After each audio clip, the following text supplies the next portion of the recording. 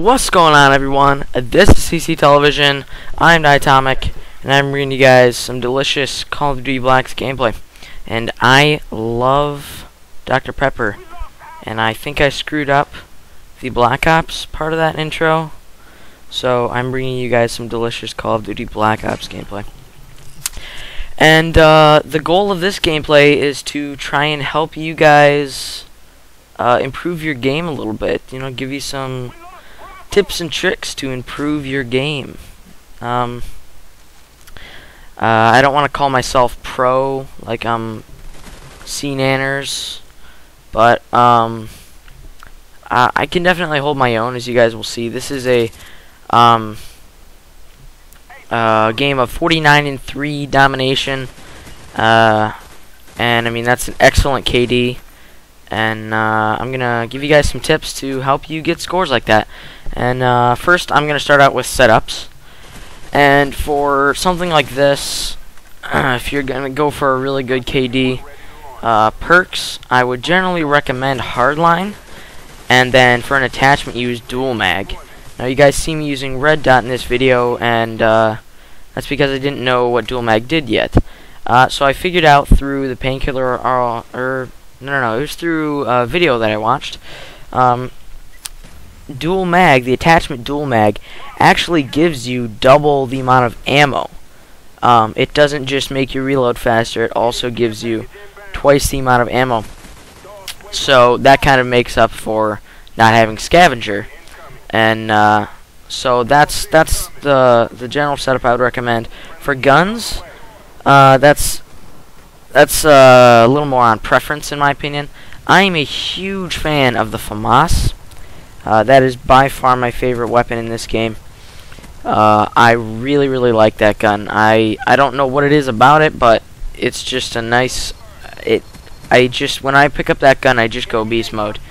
And if you guys check out our channel, you'll see that I post some pretty nice scores using that gun. And it's just an overall good gun. Yeah, so secondary, if I were you, I would use a launcher. I have basically determined that secondaries are worthless in this game unless you're using Python akimbo, and even then it's really not worth it. So I would just get a launcher, shoot down air support when it's giving you trouble. Kill streaks. Now this is going to be a huge part of building yourself a nice KD game. As you guys can see in this gameplay, I'm using Blackbird, Chopper Gunner, and Dogs. And this is a high-risk, high-reward kill streak setup.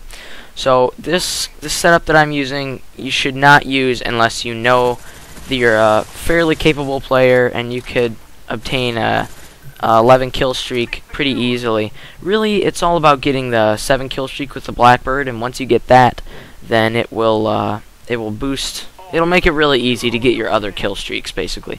Because having an advantage like the Blackbird gives you is priceless. And it's only 7 kill streak with hardline. I don't think that's very far-fetched for the average player. I mean, most of you guys that are smart enough to watch YouTube videos and improve your game through those probably can. I mean, you're probably pretty good players. So that's the kill streak setup that I would use if you're going to go for, you know, a really high kill game. If you're going to do, like... if you're not trying to get a good, I mean, if you don't think you're a good enough player to get those kill streaks pretty consistently, then I would recommend Spy Plane, Blackbird Chopper Gunner, or like Spy Plane Care Package Chopper Gunner, or Spy Plane Care Package Blackbird, and use Hardline Pro, and you could change it, and maybe you'll get lucky with a gunship or attack dogs or something. I've certainly had that happen to me. So next, I'm going to just talk about ways that you can help yourself survive longer. Black Ops was made for the above-average player, in my opinion. If you're a good player, then you can pull really good games extremely consistently.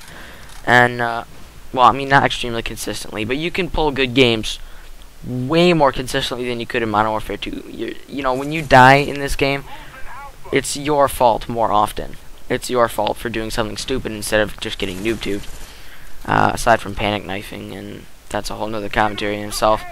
But I would recommend setting yourself up in a building like this. And I apologize if this gameplay is a little more campy, but there's a reason behind it. If you guys watch me, I have myself positioned on the map. There's only two ways they can get in, and if I'm using my headset, then I can sort of sound harm a little bit. I know the sound system isn't that great right now. Hopefully they'll patch it. Hopefully they'll patch it. I don't know what I'm doing. I'm repeating myself. You want to pick a building where it has windows, preferably. If you guys see where I've been camping most of the game, I haven't really been camping. I've been running around. But you guys see I have a good viewpoint on multiple objectives, so I know there's going to be people going there occasionally. You guys see me get a couple double sprays on B throughout this game. Just got a double spray on C.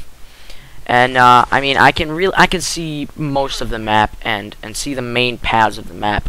And getting a good game is all about placement and landing your shots. If you can place yourself strategically throughout the map to have an overview of the main pathways, and some of that relies on map knowledge, I realize that, but just, you know, go into a private match and run around and look at the maps, you know. If you can set yourself up in a position where you can defend it relatively easily, like I said, there's really only two entrances into there that people know about. I know that you can get in one of the windows from some boxes. Pro tip right there for you.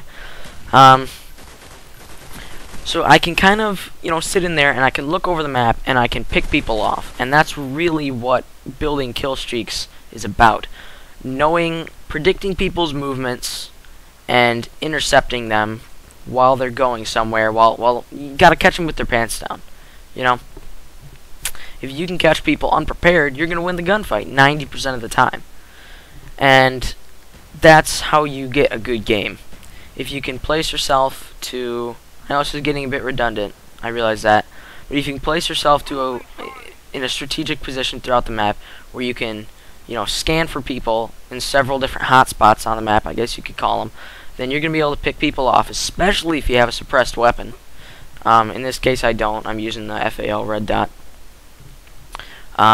If you got a suppressed weapon and people don't know where you're firing from, then you can pick people off with, you know, a small chance of them being able to get you before you already drop them, like that.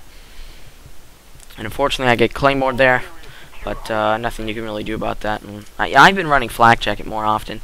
Flak jacket is a fantastic perk for claymores and deaths that you can't really control sometimes. But like I said 1,000 times already, place yourself where you can have a nice overview of the map. Look at some of the main routes on the map. I'm sure there's some YouTube videos out there explaining, you know, giving a map rundown. And if you want, leave a comment. I might be able to do a series like that. That would be, I don't know, that might help out some people. I don't know. I would just say play online and just get some experience. But anyways, this gameplay is wrapping up. I hope I helped you guys out a little bit. Leave a comment if you have any questions. I will try and read them and respond. Yeah, leave a comment if you have any feedback for me. If I suck at commentating, I guess you don't have to word it that viciously. But leave a comment if there's anything I can do to help you guys or improve me. Subscribe to Elite Killers and CC Television. Thank you for allowing us to post. Until next time, peace out, Girl Scout.